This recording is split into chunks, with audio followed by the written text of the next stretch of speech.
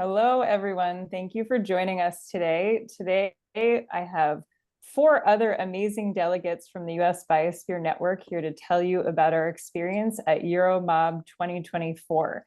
So today I'm going to do a round robin of introductions to everyone that's on the call today to get a little bit of details about their background and if it was their first time at EuroMAB, and then we're going to get started. So just before we get started with the introductions, the overall goal of this short video is to tell you about our key takeaways and some suggestions for the US Biosphere Network that we learned in attending EuroMAB. So I will get started with the introductions. Thanks again for joining us. And so Annika, if you don't mind going first, welcome. Thank you, Kelly. Really happy to be here. I'm Annika Keeley, Senior Conservation Scientist at the Center for Large Landscape Conservation. Excellent. Thanks so much for joining us, Annika. And Annika, was it your first time at EuroMAB? Yes, very first time. I learned a lot about biosphere regions. Excellent. We're so glad that you can come with us. So great stuff. Thanks so much, Annika. Jenelle, we'll go to you next. Yeah, my name is Jenelle Booker, and I'm the chair for the United States Youth Board and also a master's student at SUNY State University of New York College of Environmental Science and Forestry. And this is also my first time at the EuroMAB conference and the EuroMAB Youth Conference. So very excited to talk about that today. Excellent. And Jenelle, if I'm not mistaken, you and Katie were actually invited. They actually covered for you to go to the youth conference. So the German Commission, yeah? Yes, exactly. Yep. Covered flight and lodging, which was awesome. Which is, I think, contributed to why, the youth conference was so not packed, but just was well attended by tons of different folks. So it was great. That's great. Well, I'm glad you could attend too. So thanks again for joining us today. Katie, we'll go to you, and then Jeremy next. Hi, great to be here. Katie Darr, coordinator of the Champlain Adirondack Biosphere Network and chair of the US Biosphere Network's Communications Committee. This was also my first EuroMAB youth and full conference, and very grateful that our participation was funded. That was a huge barrier to overcome, and it was great to meet so many like-minded people. Great. Thanks so much, Katie. And Jeremy, go for it. Yeah, thanks, Kelly. My name is Jeremy Dertien. I'm a postdoctoral researcher at the German Center for Integrated Biodiversity Research, and formerly of the Congaree Biosphere. And this was my first EuroMAB. It was really great. Great stuff. And you had short travel because you're based out of Germany now, so you didn't have to travel too far for the conference. Very easy. I worked most of the day and then was able to make it to the conference that afternoon. So perfect. Thank goodness for their rail system there. So good stuff. Well, thank you again for joining us. So I'll give a brief introduction for myself, and then we'll turn it over to Katie to give a bit background about EuroMAB, the conference. So Kelly Cerialo, I'm the coordinator for the US Biosphere Network, also the co-chair for the Champlain Adirondack Biosphere Reserve, and then also a member of the International Advisory Board for Biosphere Reserves. So this was my third EuroMAB, so really delighted. The first one I went to was in Dublin. Second one was in Austria, and this one in Germany was my third. So it was great to have this team representing the US, and we had a great time. So without further ado, I'm going to turn it over to Katie to give background details about what EuroMAB is, how the conference works, and where it was hosted this year. So Katie, it's all yours.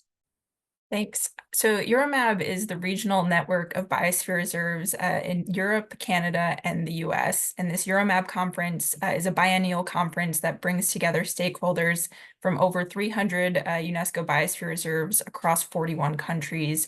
And in 2024, this EuroMAB conference was held in the Elbe River Landscape Biosphere Reserve, specifically in the town of Lutherstadt Wittenberg, Germany. And there was the 4-day full conference, but prior to that conference, there was a 2-day youth conference as well that Jenelle and I participated in.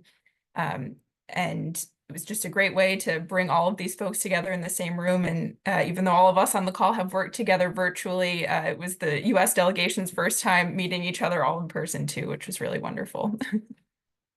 Yeah, and it's great. I think and thanks so much for sharing the background detail. I think what's really great about this conference is the goal of it is to facilitate idea sharing, like Katie said, across the US network in terms of North America, but also throughout Europe. And I think this year, the way the plenary sessions were structured and also the workshops and even the field trip allowed for us to have plenty of time with knowledge sharing and exchanges. So I think everyone's going to get to it when they talk about their experience in the workshops, but I particularly like this year that they allowed for a lot of time for discussion in the workshop. So it wasn't just presentation, PowerPoint, blah, blah, blah, but it was more of what do you do in your biosphere? What have you learned in your biosphere? And we had an opportunity to truly share at the local level what we're doing, and then also at the national level. So for this conversation today, I just have 4 short questions. So the format that we're going to do it in is that I will ask the question broadly to each of the delegates, and then your responses, and then we'll move on to the next question. And again, super informal. So I'm just interested to share with the rest of our network about your experience and encourage them to come to the next EuroMAB, because it's a great opportunity to learn more about biosphere. So,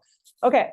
So the first questions, as I mentioned, the way that the way that the conference is set up, they have a plenary session, which Jeremy participated in. He's going to be sharing with you shortly about the plenary discussion that he participated in.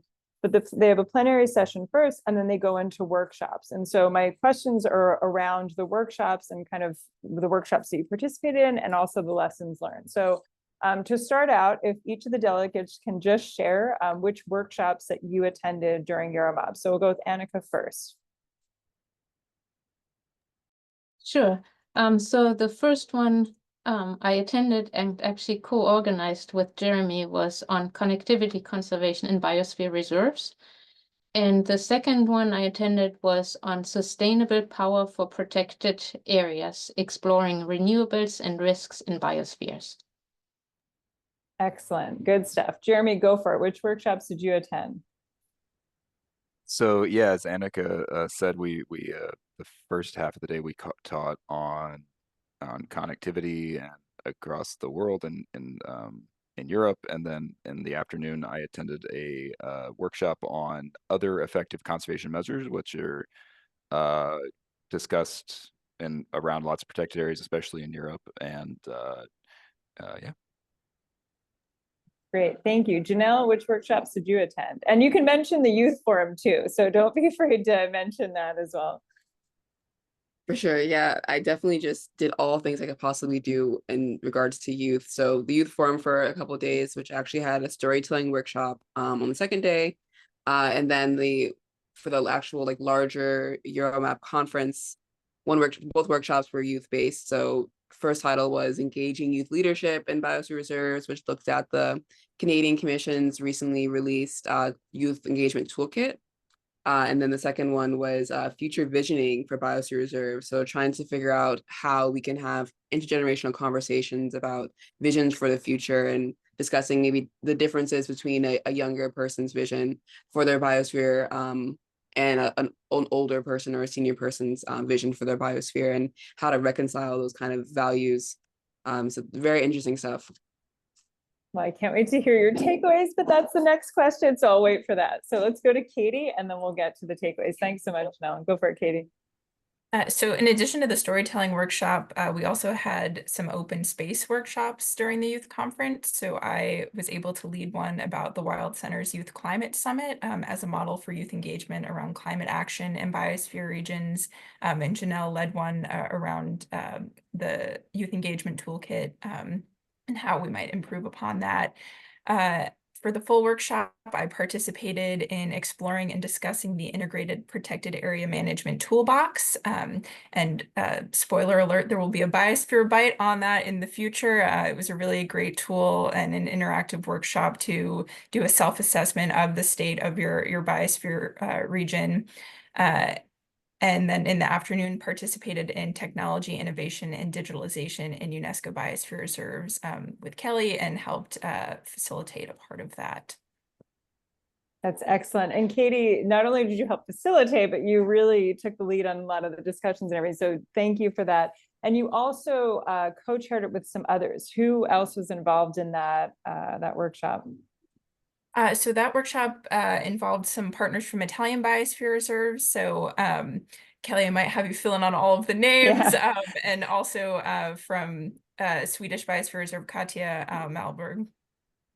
Perfect. So yeah, there were two Italian biospheres, the Tuscan-Emilian Apennine Biosphere, and then also the Leggio Alps and Giudicaria Biosphere. So as you can see with all the workshops that were mentioned, the great thing about it was that there was a lot of international collaboration and knowledge sharing, not only just in the workshop itself, but also in the facilitation, which was really great to deepen partnerships even before we got there. So good stuff. Okay. So going on to question 2, now that we know which workshops you attended, I'm curious to hear about, there's so many topics that are discussed at EuroMAB and so much information informally, when we're out having dinner or having, a beverage outside of the workshop, but also during the workshops and the plenary. So I'm curious to hear from each of you, what were your overall big takeaways? We'll say 3 just for the sake of time, because this is supposed to be kind of short format. So what were some 3 key takeaways that you had or lessons learned from the workshop and or the plenary sessions that you participated in? Annika, we'll start with you.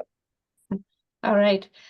So because, I'm thinking every day about connectivity, and that's the reason I was there, to bring the idea of corridors, ecological corridors, and connectivity to many biosphere regions. A key takeaway for me was really that biosphere regions are ready and predisposed for focusing on connectivity conservation. So the need is there. All the people in the workshop realized that, and we sent a strong message to the global meeting next year that ecological corridors should be a part of biosphere reserves or biosphere regions, and also that biosphere regions are predisposed because the whole stakeholder engagement, the collaborative management is a main part of biosphere regions and also of connectivity conservation. Another key takeaway was that renewable energy development is really important and biosphere regions are ready to engage with that. But there's a need to do more, to think more about making it, taking it into account biodiversity.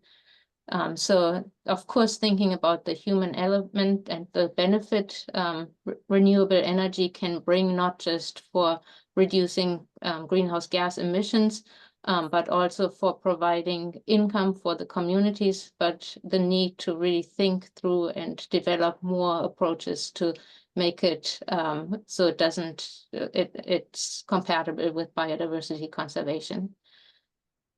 And then a third key takeaway that I thought was really interesting, especially from an American perspective in a way, is that biodiversity conservation in Europe often means simulating traditional agricultural approaches. For example, grazing with old horse and cattle breeds, which with amazing effects. There's a lot of biodiversity, a lot of bird species that will live in these areas that are managed that way, because they, over millennia have adapted to these cultural landscapes, and applying these old methods or simulating them at least is quite effective. It's really interesting, Annika, because I think Katie's going to share later about the use of technology, but I think what you just shared at the end of it, the idea that kind of going back to the traditional practices, potentially in collaboration with technology use in other areas, but specifically to agriculture, has proven to be really effective. So that's an excellent point. I think something that we can adapt to here a little bit better in the US context. Like you said, I think Europe is far more advanced in some cases with that adaptation there and using the traditional practices. So really good point there. So thanks for that. So let's go to Jenelle next. Jenelle, how about you? So what were some of your 3 key takeaways? Yeah, so I think the biggest takeaway from the youth portion, from the youth conference, and then even throughout the rest of the conference, was just the capacity young people have to really create a network and create connections and to make a plan. We were really able to, we being the young people that were a part of the youth conference, were able to get together and come up with a plan for future action, because so often, you go to a conference and you're really excited and you have all this information, all these resources, all these business cards and all of that jazz. And by the time you get back to, your quote unquote regular life, all that falls behind. And I think we took a really proactive approach to making sure that we stay connected via Discord and WhatsApp, and making plans on how we can continue to meet and create some type of capacity at the regional level. So that was just really amazing to see. When it comes to the workshops, the intergenerational pathways workshop was focusing on using foresight to plan for the present. So thinking about, okay, how do I envision my future, and thinking about what values are informing this future vision. Which of nature services are of greatest importance to me as a staff member for a biosphere region, and what are those nature values for a community member, and how do those maybe conflict with each other, but also how do they complement, and how can you create a plan that recognizes both of those perspectives. I thought that was amazing, because it's really important to kind of privilege local ideas and community ideas when creating plans for biosphere regions management and strategies. And then for the second workshop, which focused on the toolkit, and it was geared towards managers. I have a younger perspective on things, and I have an understanding of maybe what the limitations for young people, but it was great to talk to senior officials and learn what complications they have and limitations they have when it comes to, speaking with and trying to engage with young people when that's turnaround. A young person doesn't really stay in a job as long, maybe it's a 1 year, 2 years. So how does a senior official or a manager try to deal with turnover? How do they get their work done when a young person needs a lot of training, that kind of thing. So really just understanding how, learning a new perspective on the youth engagement aspect. That's great, Jenelle, and thanks for bringing that up. So the toolkit that Jenelle referenced in the workshop that they attended, the Canadian Commission for UNESCO, as she was talking about, launched this toolkit for youth engagement for all UNESCO designated areas. So it can not only be used for biospheres, but also for geoparks and World Heritage Sites too. So it's a great resource. We can actually link that in the notes on the YouTube channel. So thank you so much, Jenelle, for those takeaways and great observations. We'll go with Katie next, and then we'll end with Jeremy's takeaways. Go for it, Katie. So first, from the youth conference, really reinforced the fact that storytelling is a very powerful tool that we have, and we also have a responsibility to tell the stories of our biosphere regions to new audiences, especially both within our biosphere regions, so helping people understand what this means, why it's important, and how the great work that they're already doing contributes to this larger goal, and also communicating beyond the bounds of our particular regions.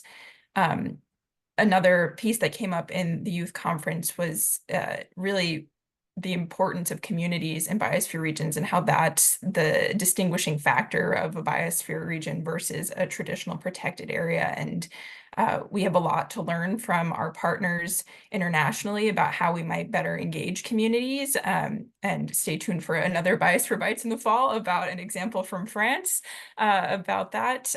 But we have a lot of work to do there to better engage communities and communicate, again, how their work is contributing to this larger global model. And then sort of combining the two full conference workshops that I participated in, I think utilizing technology in biosphere regions can take many different forms. It can be something like a multi-million-dollar investment from a government in e-bike charging stations and things like that, but it doesn't have to be so big and complicated if that capacity isn't available.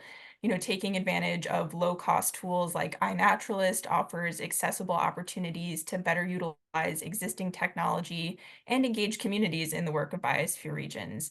And I think with the Integrated Protected Areas Management Toolbox, that's a great technology self-assessment tool that we have online available to all of us that we can use to better do our work as biosphere regions.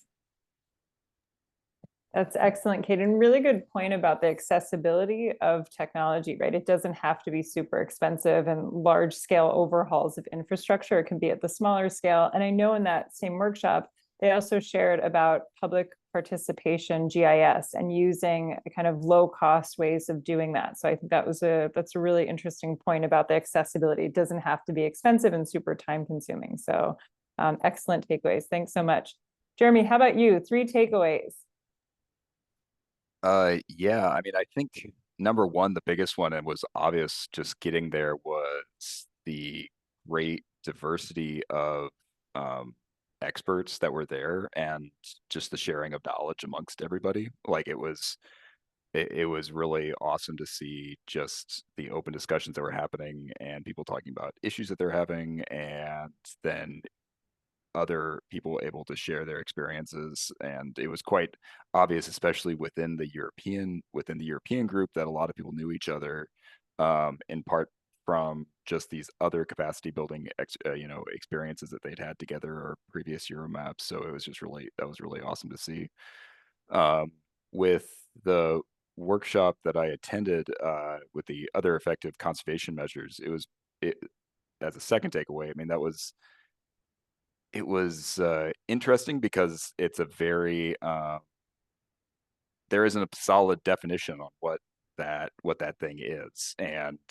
And so, in the United States, I automatically think of conservation easements as a possible thing for an OECM. But in Europe, especially, they don't have that mechanism. They have other sorts of incentives, and the organizers of the workshop were trying to come up with a single definition about it, and it really came down to, it's really a regional or biogeographical specific thing when it comes to what is this conservation measure that fits outside of a traditional protected area, and how can biospheres contribute to that. So that was a very interesting discussion. And then the third takeaway, I guess, kind of goes back to the big picture. Was what was cool about having such a cross-disciplinary group of people was, and of all ages, especially having a really good youth participation there, is the optimism of using biosphere regions and biosphere reserves as a tool for conservation, for sustainable development. And so that optimism was pervasive throughout the entire thing, which, depending on the conference you go to, especially for conservation, sometimes that optimism isn't there. And so it was always pretty upbeat. And so that was really, really fun.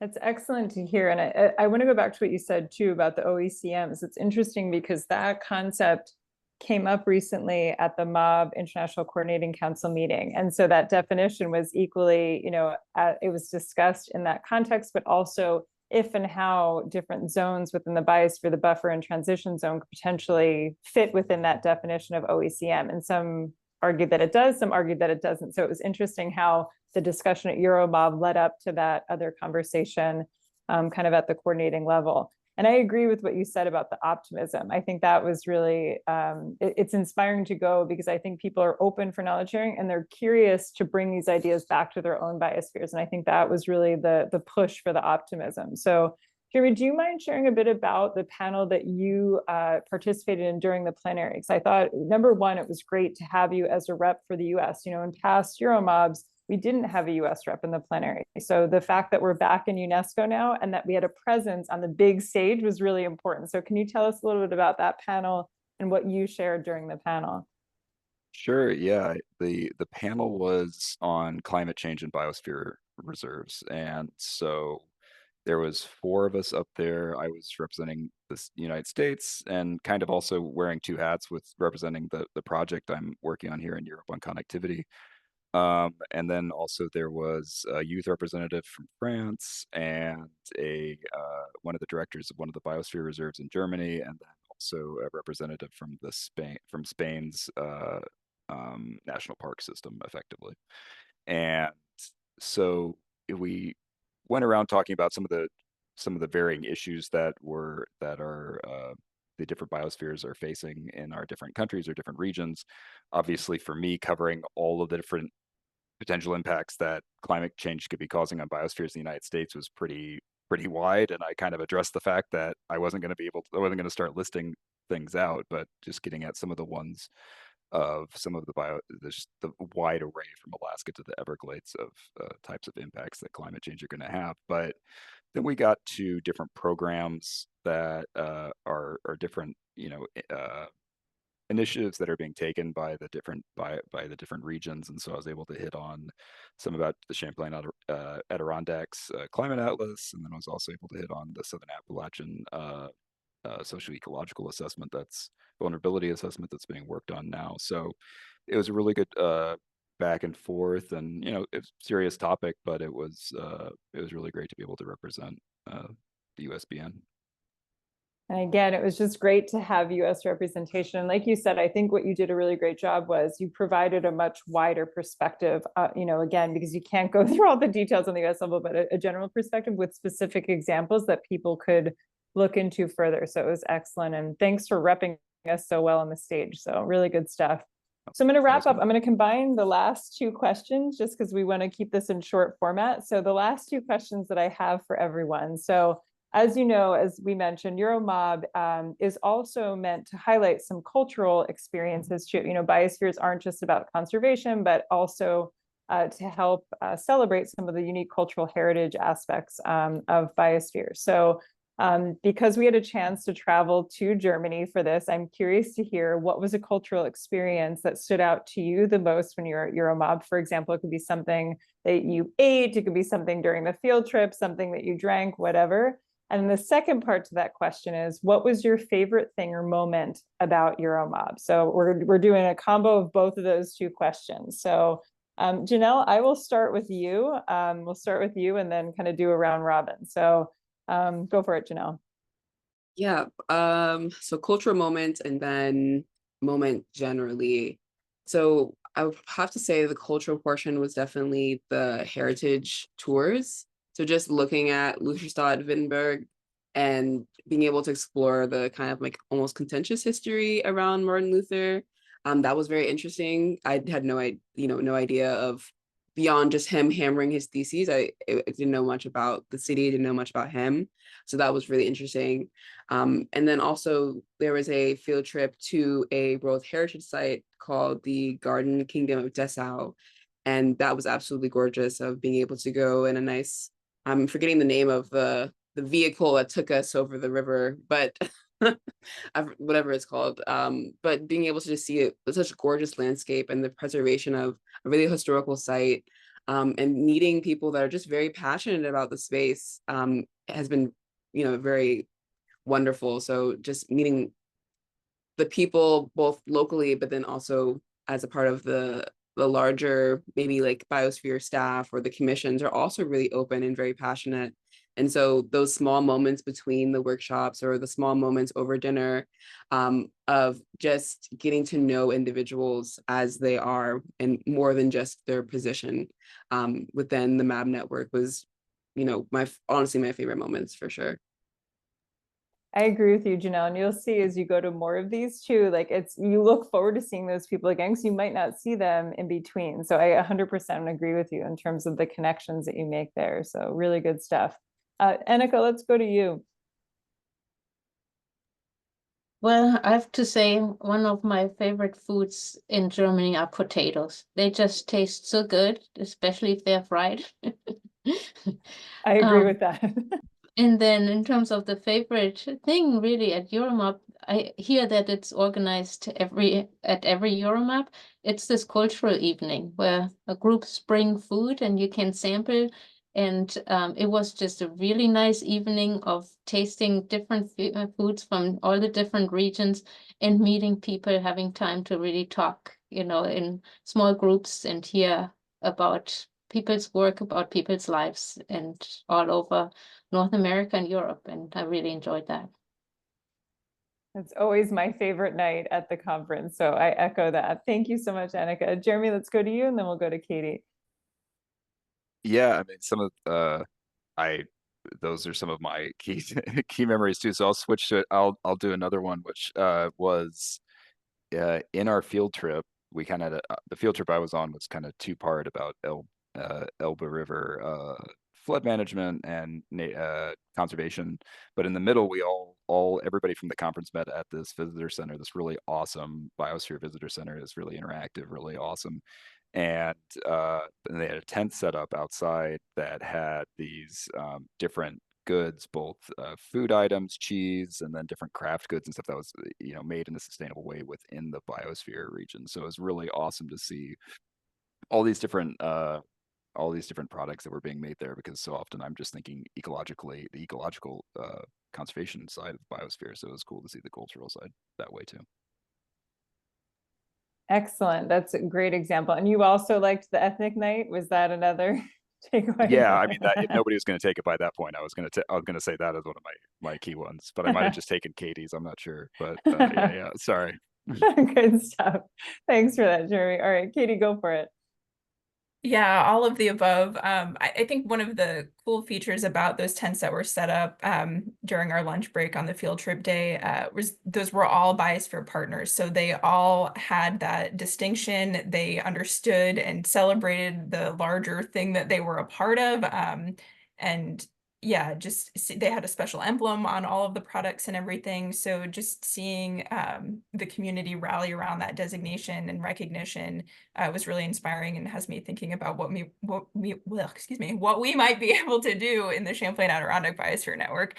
And I think related, Jenelle and I had the opportunity to participate in the post-conference excursion, which brought us to some other parts of the Elbe River Landscape Biosphere Reserve, which was really exciting because those are areas of Germany that I would have otherwise probably never experienced or wouldn't have been on my radar. And we got to see these really incredible tiny towns with giant stork's nest on top of these old brick structures, and just seeing the culture and nature of this special place is really exciting, and also drawing the connections between their biosphere reserve and our own biosphere region, and sort of seeing what's the same, what's different, and how we approach these things. It was just really wonderful to meet so many like-minded people in this very special place.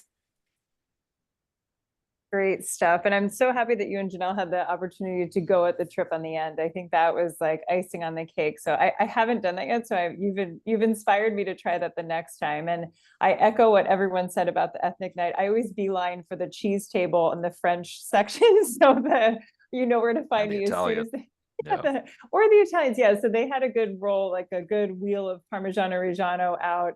And great wine. So really a fun night and good music and dancing. So, but I thank you all sincerely for taking the time to meet with us today and to share your experiences. As we mentioned earlier, I think this is a great opportunity for US biospheres to get connected to the World Network and also specifically to the EuroMAB network.